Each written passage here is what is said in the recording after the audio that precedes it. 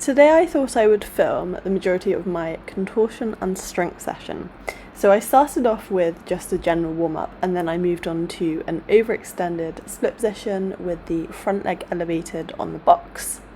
This was because I was going to be doing a little bit of needle work, but actually more of a priority was doing the needles for some of the back bend work that I was going to be doing later that session. Then I moved on to needle kicks, so as you can see I'm nice and mobile.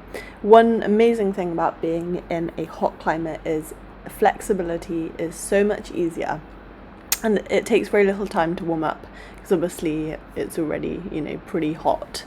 So it's basically like doing kind of hot yoga, but obviously I'm doing contortion. Then I moved on to a standing needle scale. And that is something I'm going to be working a little bit more on because I'd actually quite like to put that into my routine. It's something that I can do fairly easily, but it's more just a case of making sure I can balance in that position because I haven't really practiced the balance side of things that much in the last probably couple of years. Then I just moved on to a pike fold, as you can see, just stretching out the hamstrings, and onto a nice bridge with one leg elevated in the air. I could actually push my armpits to the wall behind me. There's not actually a wall there, but basically in that position you want to be pushing your kind of thoracic and your armpits so they're in a slightly better position, and that wasn't quite ideal, but it was a nice position with the leg in the air. After that I moved on to my back bend training, so I started off with my cobras and I'm just working a lot on the cobra hold at the top, so just building up that strength. Then I moved on to cat cows. I actually normally do these prior to cobra, but I think I had done some cat cows in my kind of general warm-up before I went into the kind of like contortion session. Then I grabbed a box because I was going to do feet elevated on the box bridge. This is a really good position because you can get a bit more of a push through the thoracic spine.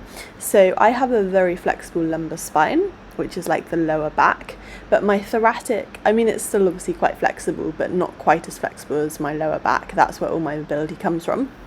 And then I just moved into on your hands and knees leg kickbacks. As you can see, really works the glutes well and also the lower back, and it's a good strength exercise as well as obviously mobility. The key to all my training is not just doing flexibility on its own. I pair it with strength as well, and I do this with all my clients and they see like amazing results because a lot of the time when you're doing a flexibility program it's not paired with strength. And this is a massive issue because it's so easy to get injured this way. Anyway, then I moved on to a cobra hold and I just held a foam roller above my head. With the foam roller you can actually just focus a little bit more if you are very flexible. I wouldn't try this at all if you're not actually kind of working on your contortion training, but yeah, I did this hold, and then you can start to move your arms back and just get a little bit more mobility if you want to. But as a beginner, definitely not doing these exercises. This is very much an advanced contortion session. And I just kind of relaxed my back out the other way. After that, I moved on to another bridge on the box.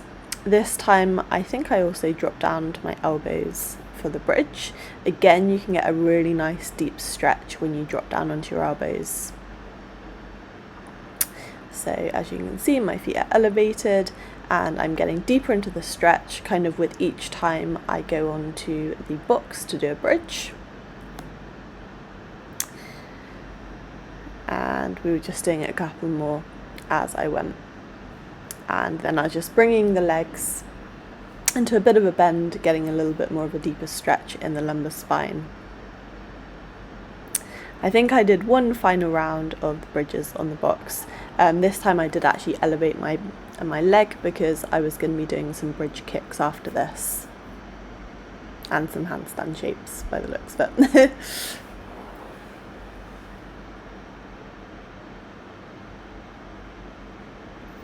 So there's something called a deeply arched Mexican, and I haven't actually done that in a long time, but I think I'm going to start training it again.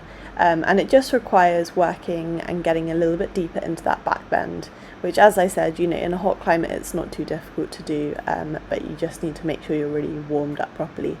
As I said, then I moved into my bridge with the leg elevated in the air, and you can see my bridge is lovely with a thoracic position now.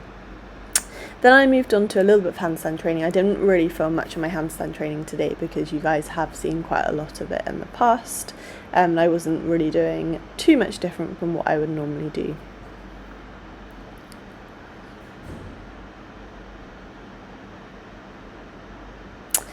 After that, we just did some more contortion handstands, and I actually started working on my one-arm contortion handstand. So again, this is something I have worked on in the past, but I don't think I've ever perfected it like I have other kind of like one-arm positions. So one of my goals this year is to really work on some of the contortion and handstand positions that in the past I've kind of started working on, but maybe not pursued all the way through to an absolutely perfect position. I mean, probably a lot of people will kind of look at it and think, oh, this is, you know, maybe perfect or very, very good. But I am very much a perfectionist, and I kind of have the idea and the standard that I hold in my mind. And sometimes, you know, I personally haven't reached that point in positions, so I just need to kind of continue to work on it so I get through that, and that just happens with consistent training and making sure you're obviously putting in the hard work and the effort and doing all the surrounding flexibility exercises, surrounding strength exercises, and then the skill itself.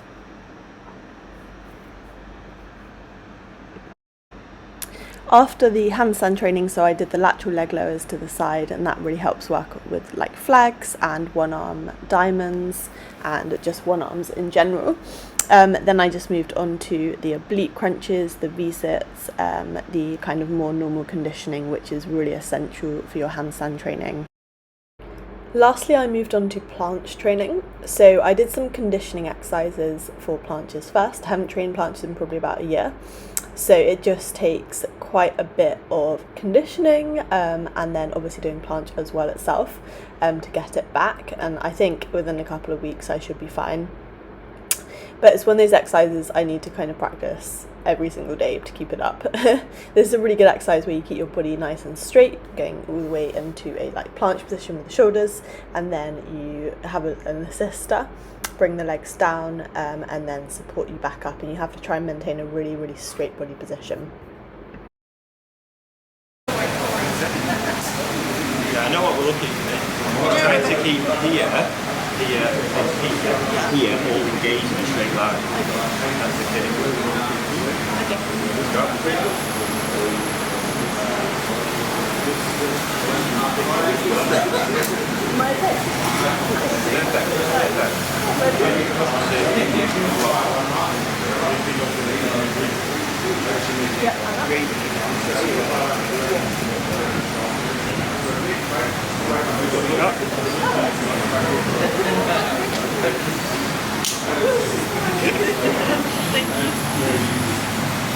You're going to do a little like oogie from there. You got 3, 2, 1.